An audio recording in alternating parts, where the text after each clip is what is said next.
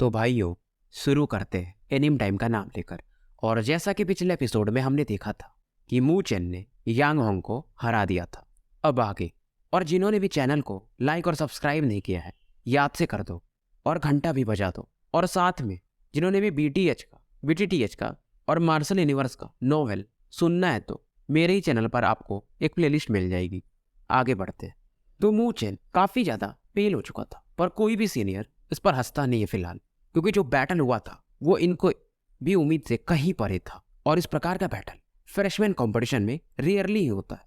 और फिलहाल ये बैटल जब से मू चेन जीता था, तालियों की गड़गड़ाहट सबको सुनाई दे सकती थी। ली जुआनटोंग वो भी मू चेन को ही देख रहा था और उसके बाद सोचता है कि लुओ ली की नजरें सच में काफी कैपेबल है। मू चेन ने इसको बिल्कुल भी निराश नहीं किया था, पर फिर भी ये सोचता, लेकिन मू चेन अभी भी उतना काबिल नहीं है कि लुओ ली के जो क्लैन के लोग हैं उनसे फाइट कर पाए। एल्डर जू टियान भी अब यहाँ पर आ चुके थे और ये कहते हैं, इस बैटल में तो तुम जीत गए, पर जिसको भी स्पिरिट फ्लैग मिलेगा वही तो नंबर 1 बनेगा। और बात भी इनकी सही थी। अब इस समय किंगलिंग वगैरह थोड़ा सा निराशा फील करती है, क्योंकि मू चेन अब खड़ा होने के उतना लायक भी नहीं था। मू चेन तभी स्माइल करता है और ये कहता है कि एल्डर, मुझे चाहिए भी नहीं, मैं यहाँ से गिव अप करता हूँ, बाकियों को इसमें कम्पीट करने दीजिए। जूटियान भी सरप्राइज हो जाते हैं कि तुम सच में नंबर 1 की पोजीशन गिव अप कर रहे हो, क्योंकि नंबर 1 तो सबको चाहिए रहता है, ये बंदा अलग है थोड़ा। और मू चेन बोलता है, वैसे भी जो टॉप 5 में लोग आएंगे सबको एक ही जैसा अवार्ड मिलने वाला है, थोड़ा बहुत ही अंतर है। और अब ये मू कोई बीइंग किंग की तरफ देखकर कहता है, तो स्पिरिट फ्लैग तुम लोगों के ऊपर है, मैं तो जा रहा हूँ। मू कोई को निराशा होती है। ये भी कहता है, मुझे भी नंबर 1 में इंटरेस्ट नहीं है, मैं तो बस तुमसे फाइट करना चाहता था, क्या फाइट करोगे? मू चेन कहता है, यार फिलहाल तो नहीं। तभी पीछे से लुओ ली बोलती है, अगर तुम चाहो तो मैं तुमसे फाइट कर सकती हूँ। मू कोई शर्मा जाता है और ये भी अब गिव अप कर देता है। और ये मू चेन से कहता है, लेकिन जब तुम रिकवर कर जाओगे तो एक बार मुझसे जरूर बैटल करना, और इसी के जैसा अभी तुमने किया, एकदम रूथलेस। मू चेन सर हाँ में हिला देता है। और मू कुई ने बोला था कि रूथलेस मैनली फाइट तो बिंकिंग फूस देती है, तुम्हें क्या लगता है वुमेन्स कमजोर होती है? मू कुई शांत हो जाता है, ये कहता है, अरे मेरा वैसा मतलब नहीं था। और ये भी बिंकिंग भी बोलती है मू चेन से कि ये कंपटीशन अब बोरिंग हो चुका है, तो मैं भी स्पिरिट फ्लैग नहीं लूंगी। मू चेन कहता है, यार ये क्या हो रहा है? अब कोई फ्लैग लेने को तैयार नहीं था। तब मू चेन कह देता है, तब फिर कोई नहीं, लुओ ली रैंक 1 की फ्रेशमैन रहेगी। और लुओ ली वैसे भी स्ट्रांग थी, और पर ये भी तैयार नहीं थी, पर मू चेन के लगातार पुश करने के कारण ये जाकर के उस फ्लैग को उठा लेती और नंबर 1 पोजीशन इसे मिल जाता है, क्योंकि फर्स्ट रैंक वाले बंदे को 5 लाख स्पिरिट वैल्यू मिलने वाले थे। जूटियान भी आश्चर्यचकित थे कि इस बार के बच्चे थोड़े अलग हैं।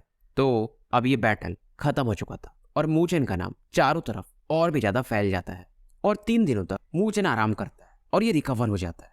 और फिलहाल अपने कमरे में ये चुपचाप क्रॉस लेग्ड बैठा हुआ था। और फिलहाल गॉडेस लुओ एसोसिएशन वाले काफी ज्यादा खुश थे मू चेन और लुओ ली के प्रदर्शन के कारण, और जाओलिंग और काफी ज्यादा एक्साइटेड था। पर इस समय यहाँ पर ली जुआनटोंग आता है और मू चेन की तरफ एक लुक देता है और मू चेन से कहता है, मतलब इस बार के नंबर 1 फ्रेशरमैन तुम हो? मू चेन कहता है, मैं कहाँ, इस बार तो लुओ ली बनी है। मू चेन को इतना तो समझ में आ गया था कि ये जुआनटोंग बस हमारे मैटर्स के बीच में बोलता है, पर ये बुरा नहीं है वैसा कुछ। और जुआनटोंग इससे कहता है कि मैंने तुम्हारा बैटल देखा, तुम्हारे अंदर कुछ एबिलिटी तो जरूर है, बट फिर भी अभी भी तुम लुओ ली के लायक नहीं हो। मू चेन अब बोल ही देता है कि सीनियर जुआनटोंग, आपको नहीं लग रहा कि आप अपनी नाक ज्यादा हमारे बीच में घुसा रहे हो? और वैसे भी लुओ ली आपसे कोई रिलेशन में भी नहीं है, मतलब आपसे उसका कोई ऐसा फ्रेंडशिप या कुछ वैसा भी नहीं। जुआनटोंग स्माइल करता है और कहता है, क्या तुम गुस्सा हो? मैं तुम्हें बता दूं, तुम्हें जैसा लगता है वैसा है नहीं। तुमको नहीं पता लुओ ली के ऊपर जो बर्डन है वो कहीं ज्यादा है, और जब तुम्हें पता चलेगा तो काफी लेट हो चुका रहेगा। इसलिए मैं तुम्हें अभी भी समझा रहा हूँ कि लुओ ली से दूर हट जाओ। मू चेन तभी कहता है, अगर मैं ना कहूँ तो? जुआनटोंग कहता है, और इसीलिए मैं ये कह रहा हूँ कि तुम्हारे वजह से लुओ ली को और ज्यादा दुख होगा, तो मुझे तुम्हें उससे दूर करना ही पड़ेगा। मू चेन तुरंत ही अपने स्पिरिचुअल ऑरा को रिलीज करता है। जुआनटोंग शांति से खड़ा था, और ये भी जब अपने ऑरा को रिलीज करता है तो मू चेन की बॉडी पर प्रेशर फील होता है, पर मू चेन को अब कोई फर्क नहीं पड़ रहा था, और ये जुआनटोंग को लुक लगातार देते जा रहा था। जुआनटोंग कही देता है, तुम सच में काफी एरोगेंट हो।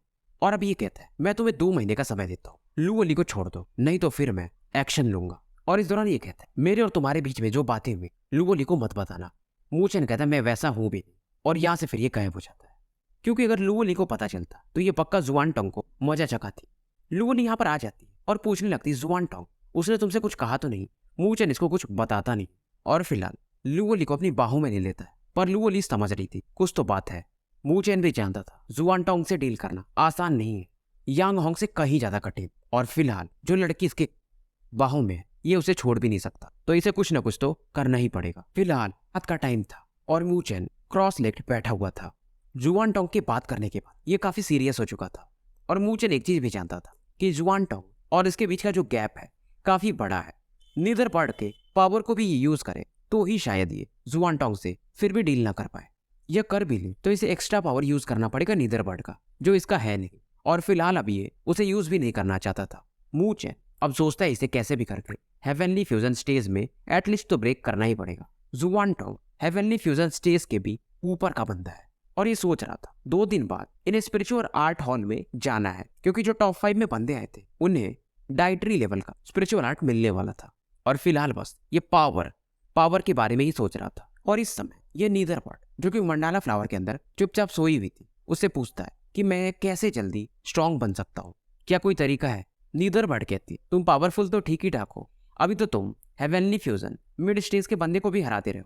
पर मू चेन कहता है जुआन टोंग को हराने के लिए ये काफी नहीं है, और ये कहता है कि अगर मैं जुआन टोंग को हरा दिया तो उसके पास जो स्पिरिचुअल वैल्यूज होंगे वो मिलियंस में होंगे, तब तो मजा ही आ जाएगा, और तुम्हारे लिए फिर मैं नॉर्दर्न सी ड्रैगन का ब्लड एसेंस भी उसे खरीद सकता हूँ। नीदर बर्ड एक्साइटेड हो जाती है। अब मू चेन कहता है क्या तुम्हारे पास कोई तरीका है, और नीदर बर्ड इससे कहती पर तुम्हारा गैप काफी ज्यादा है, फिलहाल तुम्हें हेवनली फ्यूजन स्टेज में जल्दी से ब्रेक थ्रू करना पड़ेगा। अब मू चेन अपने कॉन्शियस माइंड से बाहर आने ही वाला था, तभी नीदर बर्ड बोलती है वेट। ये कहती है कि तुम्हें हेवनली फ्यूजन स्टेज में ब्रेक थ्रू तो करना है, पर मैं तुम्हारे स्ट्रेंथ को भी बढ़ा सकती हूँ। मू चेन पूछता है कैसे, तो ये बोलती है स्पिरिचुअल एनर्जी फ्यूजन। ये शब्द मू चेन ने पहली बार सुना था, तो ये बताती है कि स्पिरिचुअल एनर्जी फ्यूजन जब कोई ब्लड लिंक बॉन्ड से जुड़ा होता है तभी कर सकता है, मतलब तुम्हारे स्पिरिचुअल एनर्जी के अंदर एक स्पेशल पावर आ जाएगा। और ये कहती है मेरे ब्लैक फ्लेम के बारे में क्या इरादा है, मतलब तुम्हारे स्पिरिचुअल एनर्जी में मेरा ब्लैक फ्लेम भी मिक्स हो सकता है, और इस फ्लेम को 9 नीदर फ्लेम कहा जाता है। अभी तो मैं इवॉल्व नहीं हुई हूँ, अगर मैं इवॉल्व हो जाऊं तो इसे 9 नीदर वर्ल्ड फ्लेम कहा जाएगा, और ये काफी पावरफुल माना जाता है, यानी कि अनडाइंग फ्लेम। और ये स्पिरिचुअल एनर्जी फ्यूजन थोड़ा सा टफ है, हाँ, लेकिन इससे तुम्हारी स्पिरिचुअल एनर्जी का जो मात्रा है और जो प्योरिटी है काफी ज्यादा इंप्रूव हो जाएगा। मू चेन अब समझता था, क्योंकि 9 नीदर फ्लेम ये जब यूज किया तो इसने फील किया था कि इसका पावर बढ़ जाता है। अब ये इससे पूछता है तो ये फ्यूजन होगा कैसे।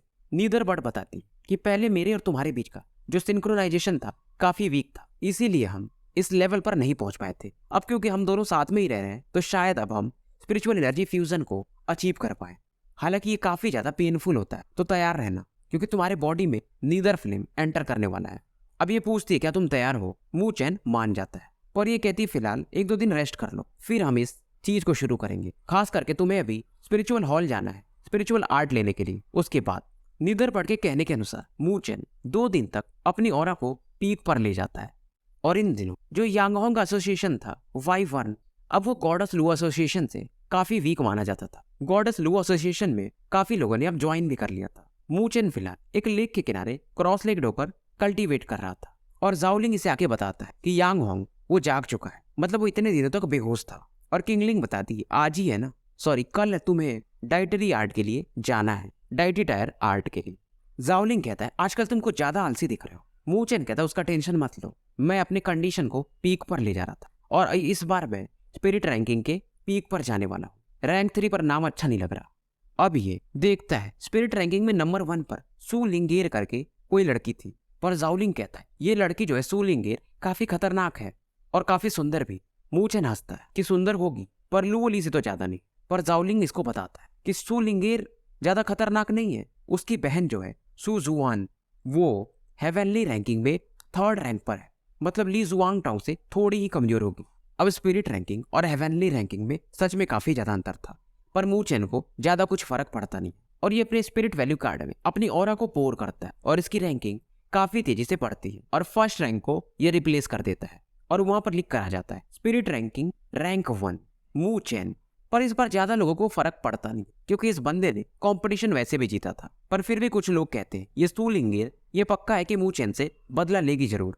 पर कुछ लोगों को यह भी लगता था कि फ्यूचर में जाकर ये बंदा मू चेन काफी बड़ा कारनामा करने वाला है। अब मू चेन का जो स्पिरिचुअल वैल्यू कार्ड था, क्योंकि रैंक 1st पर चला गया था, तो 1 लाख से और ज्यादा बढ़ जाता है, और फिलहाल इसके पास 5 लाख स्पिरिचुअल वैल्यू का पॉइंट्स हो जाते, क्योंकि 4 लाख कंपटीशन के दौरान मिले थे। पर फिर भी सी ड्रैगन के इसेंस के लिए काफी दूर था, पर इस समय दूर में जो यांग होंग था अपने कमरे में जब स्पिरिट रैंकिंग को देखता है, इसे गुस्सा तो आता है पर अब ये कुछ कर भी नहीं सकता था। पर फिर भी ये कहता है अपने मन में कि मू चेन, मैं इतना आसानी से गिव अप नहीं करने वाला हूँ। मू कोई बिंकिंग भी इस दौरान देखते पर इन्हें अब इस बार कोई ज्यादा फर्क नहीं पड़ता है।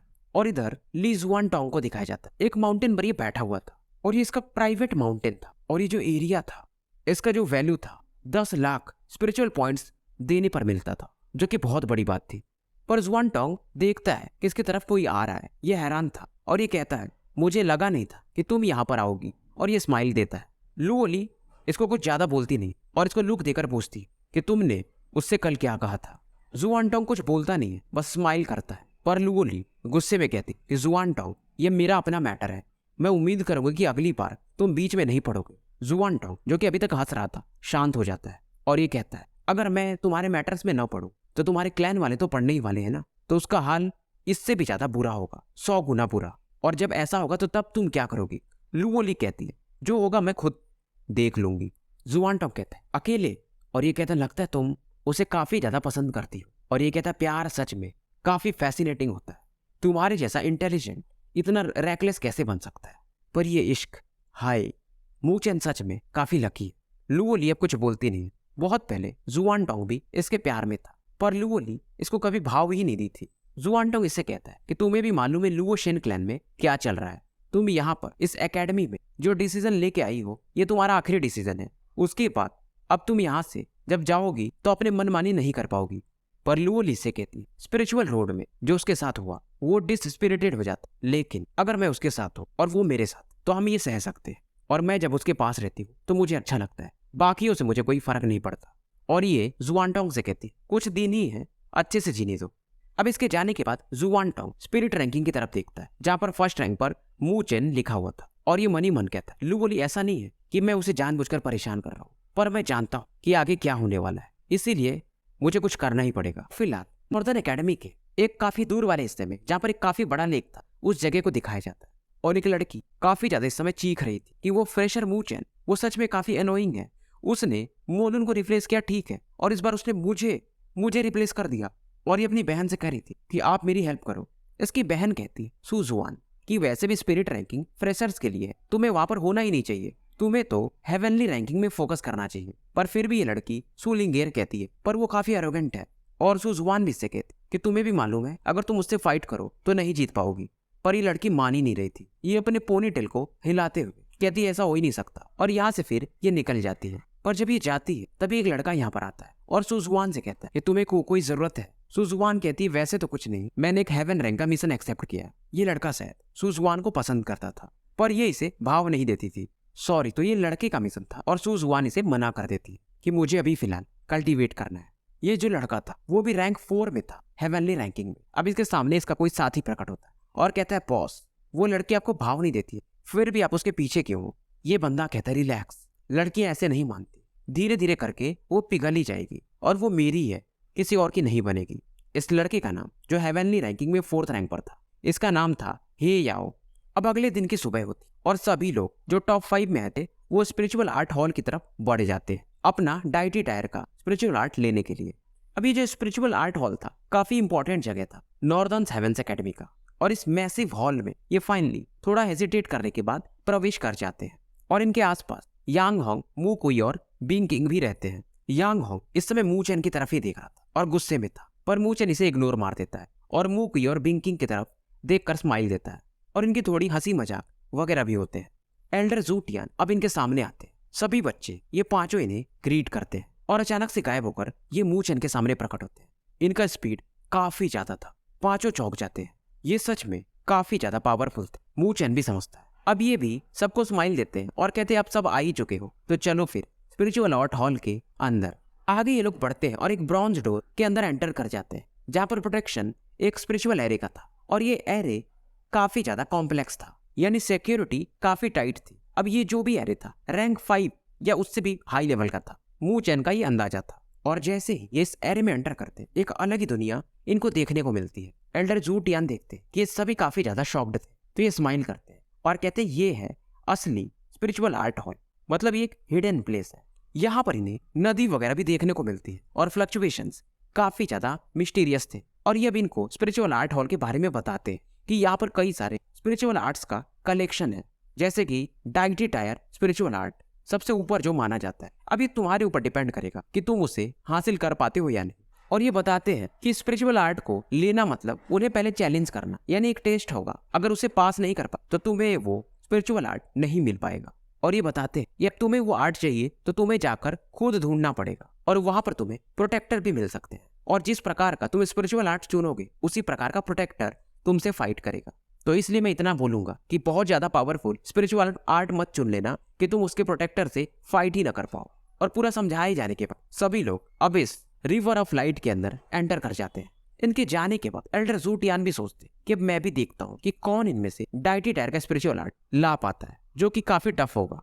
अब जब सभी एंटर करते हैं तो शुरुआत में इन्हें हाई रैंक के स्पिरिचुअल आर्ट मिलते हैं, मतलब वो लाइट रहती है। जैसे कि आपने BTTH में भी देखा हो, जब जायोयान एकेडमी में गया था तो वहां पर कई सारे लाइट ऐसे घूमते रहती है और उनमें से कुछ पकड़ना पड़ता था। कुछ वैसा ही यहाँ पर भी सीन था। तो कई सारे स्पिरिचुअल आर्ट इसे देखने को मिलते हैं, जैसे कि कोलैप्सिंग थंडरफिश, ये एक स्पिरिचुअल टायर मिडिल रैंक का स्पिरिचुअल आर्ट था। पर मूचेन ऐसे स्पिरिचुअल टायर मिडिल रैंक के आर्ट इसे चाहिए भी नहीं थे। ये तो देख रहा था डाइटी टायर का आर्ट, और शायद जो पावरफुल आर्ट्स है वो पीछे है। तो ये पीछे की तरफ यानी इस नदी की गहराई में जाता है। अब ये जा रहा था तभी इसके बॉडी में वो जो मिस्टीरियस ब्लैक पेपर था वो अपनी ऑरा को रिलीज करता है। नीदरपर्ड जो कि मंडाला फ्लावर के अंदर सो रही थी इस चीज को फील करती है और ये उस ब्लैक पेपर की तरफ देखने लगती है और साथ में डरने भी लगती है। पर जब ये अपनी आंखें खोलती तो इसे कुछ दिखाई नहीं देता है, तो ये फिर से अपनी आंखें बंद कर लेती है। मूचेन अब लगातार अंदर जाते रहता है और जैसे जैसे अंदर जा रहा था जो स्पिरिचुअल आर्ट थे यानी उनका स्क्रॉल, उसकी लाइट ज्यादा ही चमक रही थी जैसे जैसे ये अंदर जा रहा था। पर इस समय मूचेन के हाथ से एक डार्क स्पिरिचुअल एनर्जी का हल्का सा बीम निकलता। मूचेन इसको कंट्रोल करने की कोशिश करता है पर यह इसके हाथ से निकल करके आगे जाने लगता है। अब ये जब आगे बढ़ता है तो इसे एक और स्पिरिचुअल टायर हाई रैंक का मार्शल आर्ट मिलता है। ये काफी बड़ी चीज थी पर फिर भी मूचेन इससे संतुष्ट नहीं था। अब वो जो लाइट बीम थी आगे बढ़ने लगती है और मूचेन इसे फॉलो कर रहा था। हालांकि जू टियान ने मना किया कि डाइटी टायर आर्ट के पीछे ज्यादा मत भागना, पर अब ये कुछ कर भी नहीं सकता था। स्पिरिचुअल लेवल के स्पिरिचुअल आर्ट में मूचेन को बिल्कुल भी संतुष्टि नहीं थी और ये जो सर्चिंग था 10 मिनट तक चलते रहता है। और आगे में से एक सरपेंट यानी सांप के तरह का वो लाइट बीम मिलता है। उसे पकड़ने के लिए मूचेन बढ़ता है पर वो जो ब्लैक बीम ऑफ लाइट इसकी बॉडी से निकली थी फिर से आगे बढ़ने लगती है। अब मूचेन अपने वज्रा पगोड़ा को यूज करता ताकि उस मिस्टीरियस बीम ऑफ लाइट को पकड़ पाए। ब्लैक टावर काफी तेजी से बनता है और एक सेपरेशन पावर इसमें से रिलीज होता है और इस मिस्टीरियस पावर से वो ब्लैक बीम ऑफ लाइट जो कि भाग रहा था थोड़ा स्लो हो जाता है। पर फिर भी इसे मूचेन पूरी तरह से सप्रेस नहीं कर पा रहा था और अब मूचेन के पसीने छूटने लगे थे। वो ब्लैक बीम ऑफ लाइट भी कमजोर हो चुकी थी। उस पर ये दोबारा से बढ़ता है पर जब ये आगे बढ़ रहा तो इसका हाथ एक स्क्रॉल से टकराता और ये मतलब इसके हाथ से ब्लड बहने लगता है। इस दौरान एक स्क्रॉल इसे दिखता है जिसमें से पावरफुल फ्लक्चुएशंस निकल रहे थे। उसे ये जबरदस्ती पकड़ लेता है और ब्लड उस स्क्रॉल में जाने लगता है। तो जो रेजिस्टेंस यानी जिस फोर्स से वो स्क्रॉल इसे ढकेलने को देख रहा था वो खत्म होने लगता है। स्क्रॉल जो था वो ब्लू था कलर में और अब इसके माइंड में कुछ इन्फॉर्मेशंस जाने लगते हैं और इस पर लिखा हुआ था 9 ड्रैगन स्काई विंड आर्ट। ये हाफ लेवल या क्वासी लेवल डाइटी टायर का स्पिरिचुअल आर्ट था। मूचेन अब इससे प्रभावित होता है कि डाइटी टायर से हल्का हिस्सा ही तो ये नीचे है और ये भी सोचता है कि ज्यादा लालची होना भी नहीं चाहिए। और अब ये इस स्क्रॉल को शैटर करने की कोशिश करता है ताकि ये स्क्रॉल इसका हो जाए। पर जैसे ही ये इसको शैटर करने जाता है इसके बॉडी से एक मिस्टीरियस वाइब्रेशन बाहर निकलता है और इसका हाथ अपने आप ढीला हो जाता है और वो ब्लू स्क्रॉल निकल के बाहर भाग जाता है। और मूचेन को गुस्सा आता है कि 9 नीदरबर्ड ये क्या कर रही हो, क्या ये तुमने किया? क्योंकि इसके बॉडी में और कौन है 9 नीदरबर्ड के अलावा। पर नीदरबर्ड फिलहाल इसे इग्नोर मार देती और ये फिलहाल वो जो ब्लैक पेपर था मूचेन की बॉडी में, वो जो ब्लैक पेपर था उसमें से एक डार्क पर्पल लाइट बाहर निकलती। मूचेन फिलहाल 9 नीदरबर्ड को कुछ बोलने ही वाला था। ये देखता है उस डार्क पर्पल लाइट को और ये पर्पल लाइट मूचेन को घसीटने लगती है और काफी तेजी से और ज्यादा गहराई में ले जाने लगती है। अब मूचेन समझ चुका था कि ये 9 नीदरबर्ड की बिल्कुल भी गलती नहीं है और इसे पता चल जाता है कि वाइब्रेशन कहाँ से आ रहा था और इसे अभी भी विश्वास नहीं हो रहा था। ये सब कारनामा उस मिस्टीरियस ब्लैक पेपर का था जो कि नॉर्मल इतने सालों से शांत पड़ा हुआ था।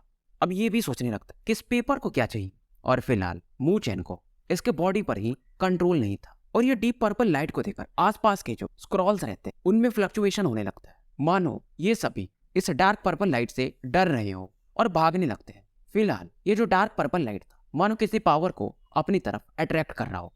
तो भाइयों, स्टोरी यहीं पर समाप्त करते हैं और मिलते हैं फिर सुबह एक नए वीडियो के साथ। चैनल को ज़्यादा से ज़्यादा लाइक और सब्सक्राइब करें